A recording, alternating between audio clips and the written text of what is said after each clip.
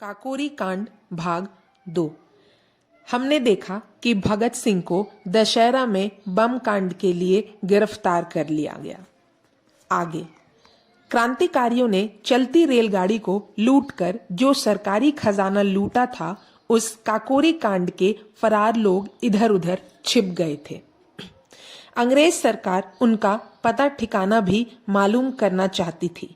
सरकार जानती थी कि काकोरी कांड की योजना बनाने के लिए मेरठ में जो क्रांतिकारियों की सभा हुई थी, उसमें भगत सिंह भी बुलाए गए थे, पर वह किसी वजह से वहां पहुंच नहीं सके थे, तो भगत सिंह को पकड़ लिया गया। उन्हें अनेक प्रकार के कष्ट दिए गए। उनके मुख पर गर्म तारकोल पोत दिया जाता था, इतना ज्यादा कि दम घुटने लगे। फिर पूछा जाता, बता काकोरी कांड में भाग लेने वाले लोग कौन कौन हैं और कहां कहां छिपे हैं। मगर भगत सिंह ने इस बंदी जीवन में अद्भुत क्रांतिकारी व्यक्तित्व का परिचय दिया। पुलिस की गिरफ्त में वह चट्टान सिद्ध हुए और अपने रहस्यों को छुपाए रखने में भोलेपन का उन्होंने ऐसा अभिनय किया कि चालाक अफसर भी दुविधा के चक्कर में फंस गए। पुलिस की हवालत अब भी गांव की चौपाल नहीं है कि आदमी यहां आराम से बातें करता रहे। फिर यह तो अंग्रेजों के राज्य की बात है।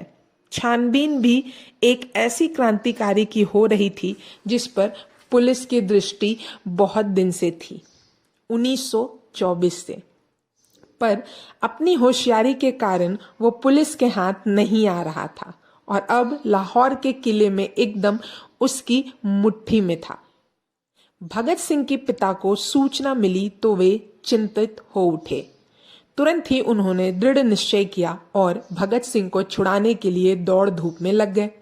गिरफ्तारी के बाद भगत सिंह को लाहौर के शाही किले में रखा गया तथा काकोरी केस के जांच में अधिकारी खान बहादुर तशदुक हुसैन भगत सिंह की रिमांड लेने खुद लाहौर आए थे। परंतु किशन सिंह के संबंधों तथा भागदौड़ के कारण पुलिस पर दबाव बढ़ गया और भगत सिंह को 15 दिन बाद ही लाहौर से हटाकर बोस्टल जेल भेज दिया गया। पुलिस उन्हें हिरासत में और ज्यादा ना रख सकी। शीघ्र ही उन्हें मजिस्ट्रेट के सामने पेश करना पड़ा। मजिस्ट्रेट के समक्ष भगत सिंह ने ऐसे बयान दिए कि उन्हें रिहा करने के अतिरिक्त कोई चारा ना रहा। खिसियाकर मजिस्ट्रेट ने 60,000 रुपए जमानत पर उन्हें जेल से रिहा करने का फैसला सुना दिया। यह जमानत उस समय की अखबारों के लिए विशेष समाचार बन गई थी, क्योंकि यह जमानत 60,000 रुपए की थी। इससे स्पष्ट है कि पुलिस ने उन भयंकर मनुष्य होने के विषय में कैसी रिपोर्ट दी होगी। फिर भी हाईकोर्ट के जज जमानत मानने को विवश थे, क्योंकि इस रिपोर्ट से भगत सिंह के विरुद्ध संदेह चाहे लाख थे, पर भगत सिंह की स्वीकृति का कोई शब्द तो ना था और ना कोई ऐसा प्रमाण ही जो अदालत में टिक सके। 60,000 रुपए उस युग में बहुत थे, फिर एक सरकार विरोधी आदमी के लिए तो बहुत से भी ज्यादा थे। सरदार किशन सिंह के मित्र बैरिस्टर दुनीचंद लाहौर वाले ने 30,000 की जमानत दी और 30,000 का श्री दौलत राम ने दी। पिता पुत्र के दृष्टिकोण में अंतर था, मगर जीवन के आदर्श का नहीं। भगत सिंह के पिता एक जन्मजात क्रांतिकारी थे और क्रांति की ज्वाला में अपने दोनों छोटे भाइयों को झोंक चुके थे। एक भाई स्वर्ण सिंह के जेल में यातनाओं से लगे रोग के कारण मृत्यु हो गई थी, तो दूसरे भाई सरदार अजीत सिंह जेल यातनाओं से बचे रहने तथा क्रांतिकारी अभियान चलाने हेतु विदेश में सक्रिय थे।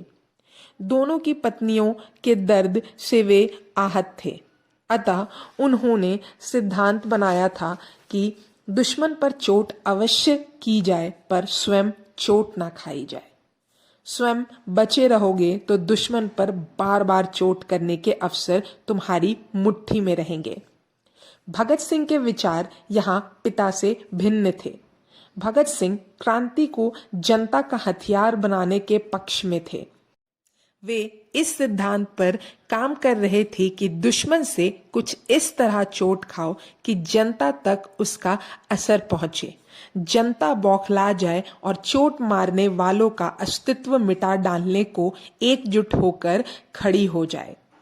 वे नेशनल कॉलेज की लाइब्रेरी में फ्रांसीसी क्रांतिकारी वेलान का क्रांति दर्शन पढ़कर भारत में उस पर अमल करने का दृढ़ निश्चय कर चुके थे।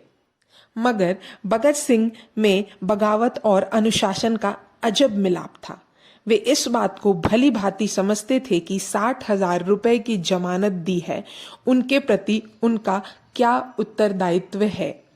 वे ऐसा कोई काम नहीं करना चाहते थे जिससे उनकी जमानती किसी तरह के खतरे में पड़े। लाहौर के पास खासरिया में उनके पिता ने एक डेयरी खुलवा दी। भगत सिंह डेयरी का काम देखने लगे। उन्होंने उन दिनों अपने व्यापारिक प्रतिभा का भी परिचय दिया। वे स्वयं पिताजी के साथ जाकर भैंसे खरीद कर लाए और दूसरे प्रबंधों में भी उन्होंने दिलचस्पी ली। अब हम दूसरे भाग में जानेंगे काकोरी कांड के बारे में।